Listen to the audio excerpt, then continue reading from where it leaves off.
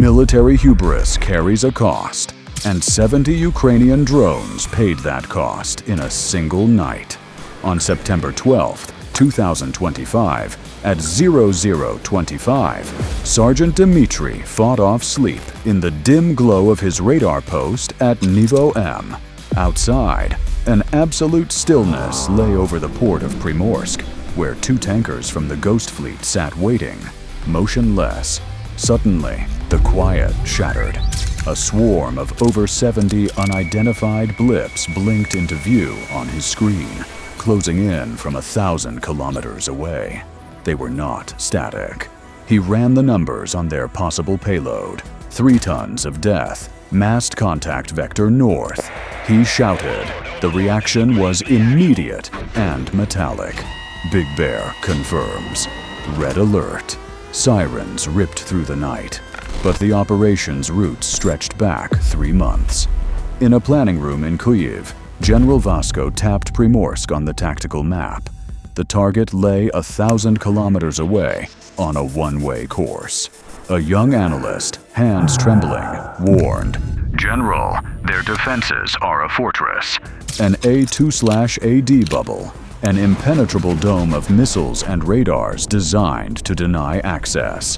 Their commanders trusted without question. Vasco's smile was cold.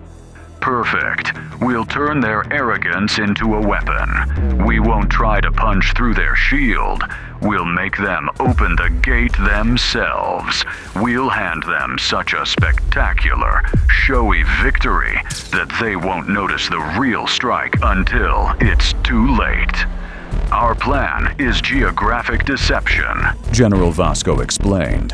"We'll launch waves of decoys to drag their defensive umbrellas away from Primorsk. We'll strike targets of no military worth. At the same time, we'll saturate Balasovsky and Gashinsky districts in St. Petersburg. That will force their most powerful S-400 batteries to concentrate on an illusory triumph, creating the blind spot we need for the true attack." To pull off that layered deception, over 70 drones were tasked with the mission. The bulk of the bait would be 30 AQ-400 side drones, weapons of brutal simplicity. Their plywood airframes enabled mass, cheap production, and gave them an almost non-existent radar return. They were wooden phantoms built for one goal: to soak up Russia's expensive missiles. The real menace, though, was the Wolf Pack, a mixed force of 40 advanced drones led by an elite squadron of 15 UG-26 Bober ERS. These were the killers, the only platforms able to reach Primorsk with a heavy warhead. But the long-range killer was vulnerable to detection. What good is a sniper who broadcasts his position? That is why 25 other drones flew as cover. BI-7 electronic warfare platforms, twin drones without explosive loads, would blind the Russian radars at the crucial moment and shepherd the Bobers through hell.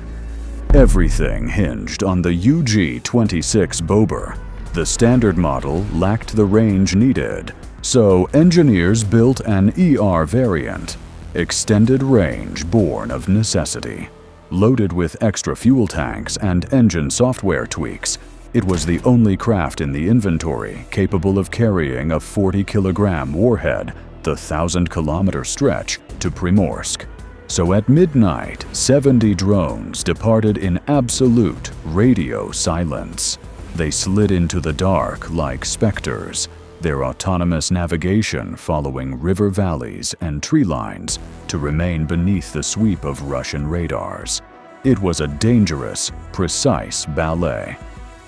Back in Kyiv's command center, icons blinked out across the tactical display. Drones down. Impact with terrain, an operator reported. Engine failure. General Vasco watched, unflinching, accepting the price of infiltration. Necessary losses on the long road to the enemy's heart. Once the border was crossed, the rules changed.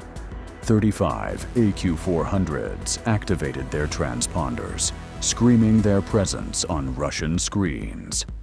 In the Leningrad Command Center, the commander smiled with confidence, a predictable saturation attack. "Shoot them from the sky!" Russia's costly S-400 missiles rose in columns of fire, hunting the cheap wooden drones one by one. For the Russians, it looked like a flawless defense.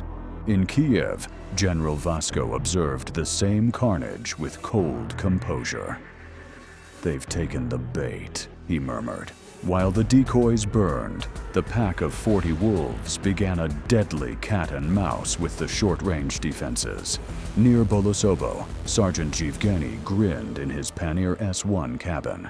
His IRS-2E tracking radar had locked a Bober flying low, a solid fire control fix. Telemetry fed his screen. His finger moved toward the trigger. At 800 kilometers, a red alert flashed in a Kiev console. The supervisor saw the same lock and ordered, "Banshee, engage."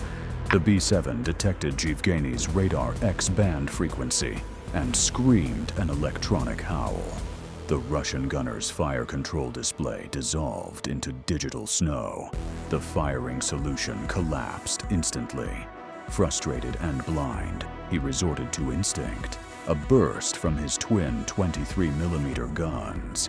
He fired blindly. The Bober had already melted into the dark. This duel repeated across the Oblast.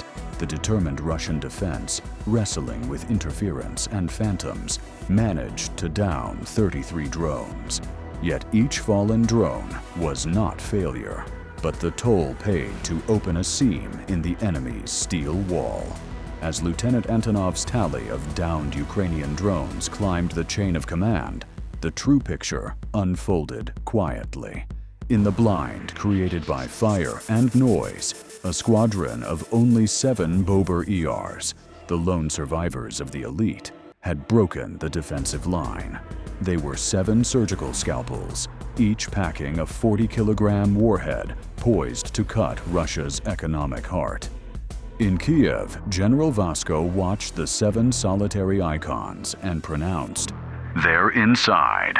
At 4:45, in the cabin of the Panzer guarding Primorsk, the operator yawned as distant echoes of battle reached him. Suddenly, his screen screamed a collision alarm.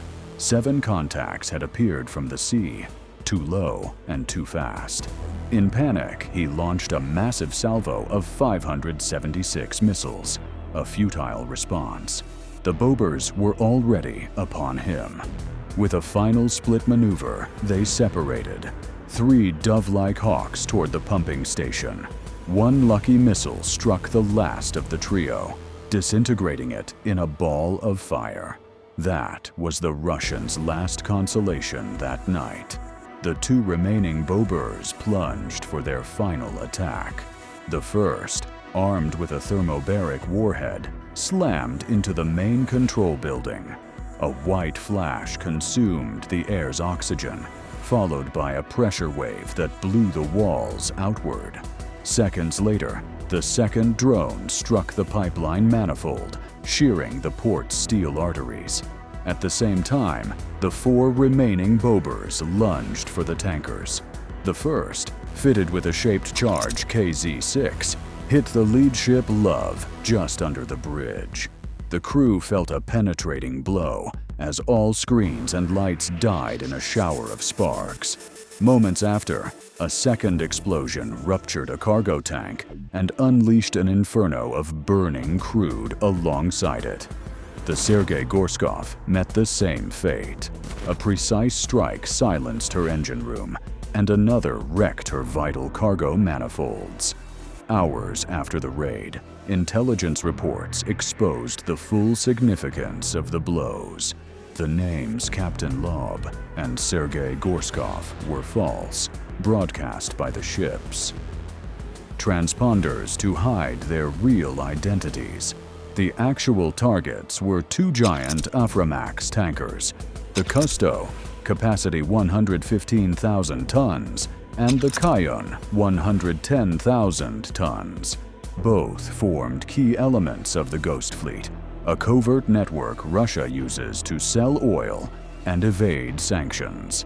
This was therefore not an attack on random vessels, but a high-precision strike on the Kremlin's hidden cash flow that funds its war machine.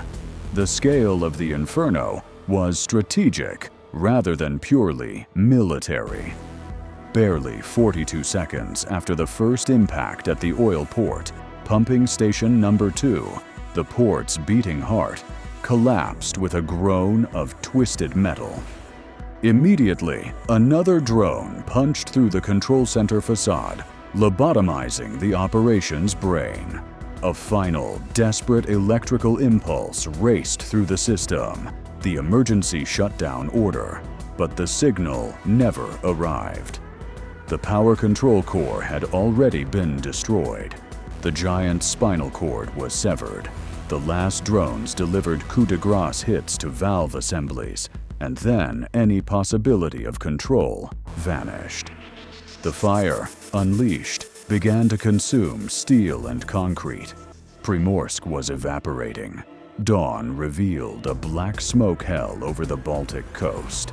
Hours later, the Russian Ministry of Defense announced 221 drones had been shot down and that all attacks had been successfully repelled. But its words rang hollow against the truth dropping from the sky. Satellite images showed 2 enormous Aframax tankers burning and a devastated pumping station. The world could now see an open wound.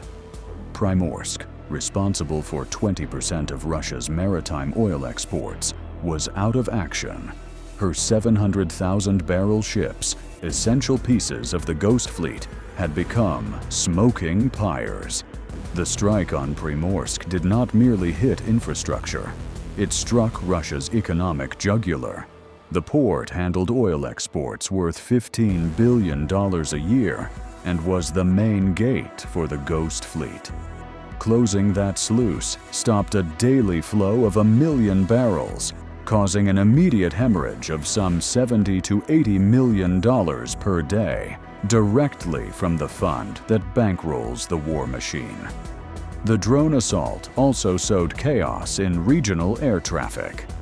At Pulkovo Airport in St. Petersburg, the situation grew so severe, they activated an emergency plan called Cover and diverted 11 passenger aircraft. For air traffic controllers, the work became a nightmare as their screens filled with enemy drone signatures mixed with commercial flights. Crucially, the deception relied on all personnel staring skyward, watching the falling remains of drones shot down over fields. While everyone looked up, nobody watched the sea horizon, and it was low over the water that the real strike force slipped through unseen.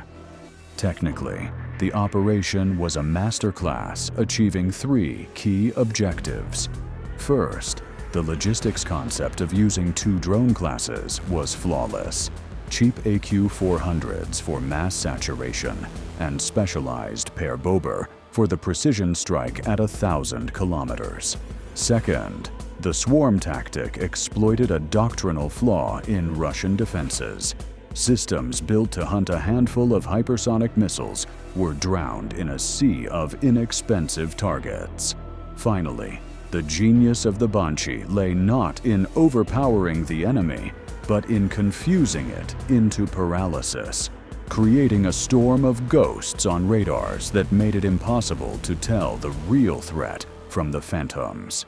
Forensic examination of downed wreckage revealed a chilling truth.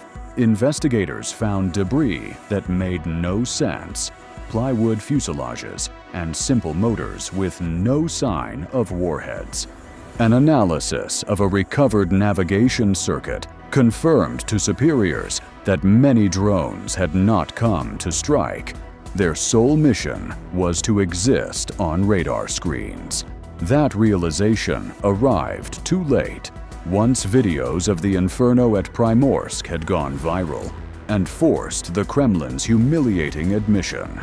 In the headquarters bunker at Leningrad, humiliation was palpable. How had this happened? The region hosted the 6th Combined Arms Army and the Baltic Fleet's senior staff. Yet that formidable force had been oriented westward, a wall of steel expecting a NATO attack that never came. It was guarding outwards, not inwards. The raid did not smash the wall so much as slip in through the unattended back door. It was not a weapons failure, but a catastrophic lack of imagination among the officer corps. The entire defensive network of the region, from Kronstadt Naval Base to the line missile batteries at Luka, had operated under one failed assumption. For years, their threat model focused exclusively on an attack from the southeast. This doctrinal rigidity meant that a deep drone strike on the Baltic coast was not merely a surprise, but a scenario their manuals officially ranked as unlikely.